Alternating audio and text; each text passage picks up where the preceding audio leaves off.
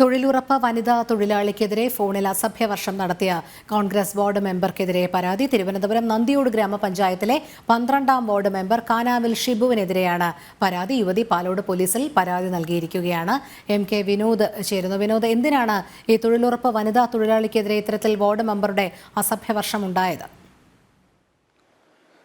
നമുക്കറിയാം രോഹിണി, ഓരോ വാർഡിലെയും മെമ്പർമാരാണ് ഓരോ വാർഡിലെയും തൊഴിലുറപ്പ് പദ്ധതിയിൽ ഉൾപ്പെടുത്തി ഏതെല്ലാം വർക്കുകൾ ചെയ്യണം, ഏതെല്ലാം പണികൾ ഈ തൊഴിലുറപ്പ് പദ്ധതിയിൽ ഉൾപ്പെടുത്തി ചെയ്യണം തുടങ്ങിയ കാര്യങ്ങളെല്ലാം തീരുമാനിക്കുന്നത് വാർഡ് മെമ്പർമാരാണ്. അപ്പോൾ വാർഡ് മെമ്പർമാരും ഈ തൊഴിലുറപ്പ് തൊഴിലാളികളുടെ കാര്യങ്ങൾ നോക്കുന്ന അതിന് ചുമതലക്കാർക്ക് വിളിക്കുന്ന പേര് മാറ്റ് എന്നാണ്. അപ്പോൾ തൊഴിലുറപ്പ് തൊഴിലാളിയുടെ മാറ്റ് തൊഴിലാളിയായിട്ടുള്ള വനിതാ തൊഴിലാളി ആ വാർഡിലെ തൊഴിലുറപ്പ് പദ്ധതിയുമായി ബന്ധപ്പെട്ട കാര്യങ്ങൾ ചർച്ച ചെയ്യാൻ അല്ലെങ്കിൽ കാര്യങ്ങൾ സംസാരിക്കാൻ വേണ്ടി ഫോണിൽ വിളിച്ചപ്പോഴാണ് തങ്ങൾക്ക് ലഭിച്ച പണികളുടെ എണ്ണം, ജോലികളുടെ എണ്ണം, ഇനി ലഭിക്കാൻ പോകുന്ന ഏതെല്ലാം വർക്കുകളാണ് ഇനി ഉള്ളത്, കൂടുതൽ ജോലികൾ ഞങ്ങൾക്കായി അനുവദിച്ച് തരണം തുടങ്ങിയ കാര്യങ്ങളെല്ലാം വാർഡ് മെമ്പറോട് സംസാരിക്കുന്നു. ഈ സംസാരത്തിൻ്റെ അവസാന ഘട്ടത്തിലാണ് ഈ തൊഴിലുറപ്പ് വനിതാ മാറ്റിനോട് വളരെ മോശമായി അസഭ്യവർഷത്തോടു കൂടി വാർഡ് മെമ്പർ, കോൺഗ്രസിന്റെ വാർഡ് മെമ്പറാണ്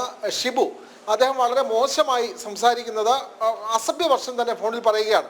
ഇതേ തുടർന്നാണ് ഈ തൊഴിലുറപ്പ് മാറ്റായിട്ടുള്ള ഈ വനിത പാലോട് പോലീസിൽ പരാതി നൽകിയിട്ടുള്ളത്. പോലീസ് എന്തായാലും ഈ ഫോൺ രേഖകൾ പരിശോധിച്ച ശേഷം തുടർ നടപടികൾ സ്വീകരിക്കാം എന്നാണ് പറഞ്ഞിട്ടുള്ളത്. ഈ വാർഡ് മെമ്പർ ഷിബു ഇതിനു മുമ്പും സമാനമായ നിലയിൽ മറ്റ് തൊഴിലുറപ്പ് തൊഴിലാളികളോടും നേരിട്ട് അസഭ്യവർഷത്തോടുകൂടി സംസാരിച്ചിട്ടുണ്ട് എന്നുള്ള പരാതിയും ഉയരുന്നുണ്ട്. എന്തായാലും ഇദ്ദേഹം കോൺഗ്രസിന്റെ ബ്ലോക്ക് ഭാരവാഹി കൂടിയാണ്. അങ്ങനെ ഭാരവാഹിയായിട്ടുള്ള ഒരാൾ, കോൺഗ്രസിന്റെ ചുമതലയിൽപ്പെട്ട ഒരാൾ, ഒരു വാർഡിന്റെ ജനപ്രതിനിധിയാണ് ഇത്തരത്തിൽ ഒരു വനിതാ തൊഴിലാളിയോട് വളരെ മോശമായി സംസാരിച്ചിരിക്കുന്നത്. എന്തായാലും ഇത് പരാതിയായിട്ടുണ്ട്.